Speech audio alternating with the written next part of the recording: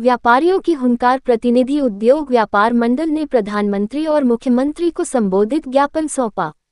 कानपुर महासम्मेलन के निर्णय के बाद प्रदेश व्यापी आंदोलन शुरू। ऑनलाइन शॉपिंग पर रोक और GST सरलीकरण की मांग। कानपुर प्रतिनिधि उद्योग व्यापार मंडल उत्तर प्रदेश द्वारा व्यापारियों की ज्वलंत समस्याओं और मांगों को लेकर प्रदेश व्यापी चरणबद्ध आंदोलन का आगाज कर दिया गया है। राष्ट्रीय अध्यक्ष अनूप शुक्ला के नेतृत्व में पिछले दिनों कानपुर में आयोजित प्रादेशिक व्यापारी महासम्मेलन में लिए गए निर्णय के अनुपालन में प्रदेश के विभिन्न जनपदों में जिलाधिकारियों के माध्यम से प्रधानमंत्री एवं मुख्यमंत्री को संबोधित ज्ञापन सौंपा गया। ज्ञात हो कि 29 जनवरी को कानपुर में प्रदेश भर के व्यापारी नेताओं ने एकजुट होकर व्यापारियों के हितों पर मंथन किया था। सम्मेलन में ये तय हुआ था कि व्यापारियों की आवाज को सरकार तक पहुंचाने के लिए सभी जनपदों में जिलाधिकारी के माध्यम से ज्ञापन दिया जाएगा। इसी क्रम में प्रदेश भर के पदाधिकारियों ने अपनी ताकत झोंकी। राष्ट्रीय अध्यक्ष अनूप शुक्ला ने बताया कि ज्ञापन प्रक्रिया पूरी होने के बाद एक उच्च स्तरीय प्रतिनिधि मंडल जल्द ही मुख्यमंत्री से मुलाकात कर इन मांगों पर ठोस कार्यवाही की मांग करेगा। प्रमुख मांगे जो व्यापारियों के अस्तित्व से जुड़ी है। संगठन द्वारा सौंपे गए ज्ञापन में व्यापारियों ने कई गंभीर मुद्दों को उठाया है, जिनमें मुख्य रूप से निम्नलिखित मांगे शामिल हैं। ऑनलाइन शॉपिंग पर तत्काल रोक लगे या फिर स्थानीय दुकानदारों को GST एवं आयकर में विशेष छूट दी जाए।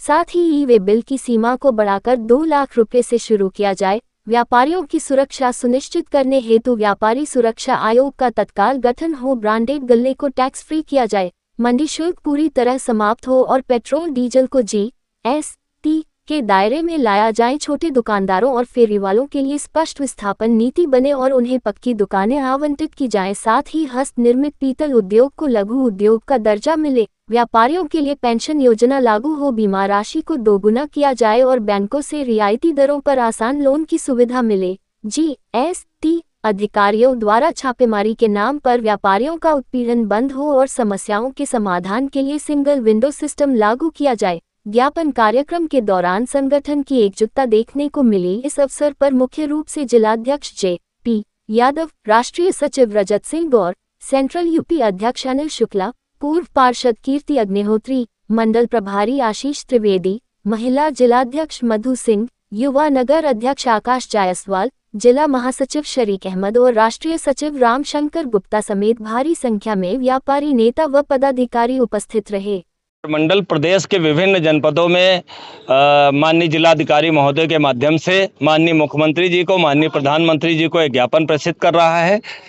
गत दिनों 29 जनवरी को व्यापारी महासम्मेलन का आयोजन कानपुर में किया गया था, जिसमें प्रदेश भर के व्यापारी नेता एकत्रित हुए थे।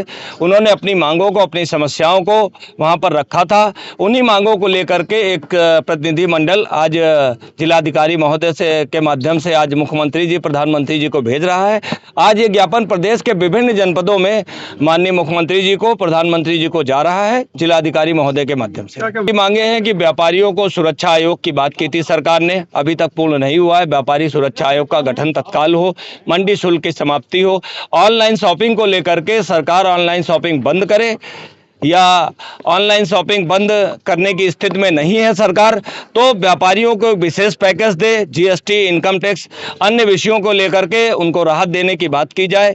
साथ ही व्यापारियों को लेकर के व्यापारी वोट और नोट भी देता है और जितने भी लोग हैं इसको समझें, व्यापारियों की बात को सुने और व्यापारी अपना कार्य कर रहा है। GST का कलेक्शन सर्वाधिक करके व्यापारी दे रहा है, तो व्यापारियों के हिसाब से कानून बनना बहुत जरूरी है। आज इसी 10वें बजट पे ही हमने जो है अपनी जयकार लगाई है और मुख्यमंत्री जी, प्रधानमंत्री जी तक ये ज्ञापन भेजने का काम किया है। आशा है कि इस बजट में व्यापारियों का हिस्सा होगा, व्यापारियों के लिए कुछ ऐसे घोषणाएं होंगी जो व्यापारियों के हित की होंगी। व्यापारी सुरक्षा के लिए मुझे लगता है कोई एक बजट बहुत जरूरी है और उत्तर प्रदेश भर का व्यापारी आज इस बजट पे आशा भरी नजरों से देख रहा है कि उसको बहुत सारा लाभ मिले। केंद्रीय बजट में बहुत कुछ अपेक्षाओं के अनुसार पूर्ण नहीं हुआ था, इसलिए उम्मीद कर रहा है कि स्टेट बजट में व्यापारियों के लिए विशेष कुछ होगा।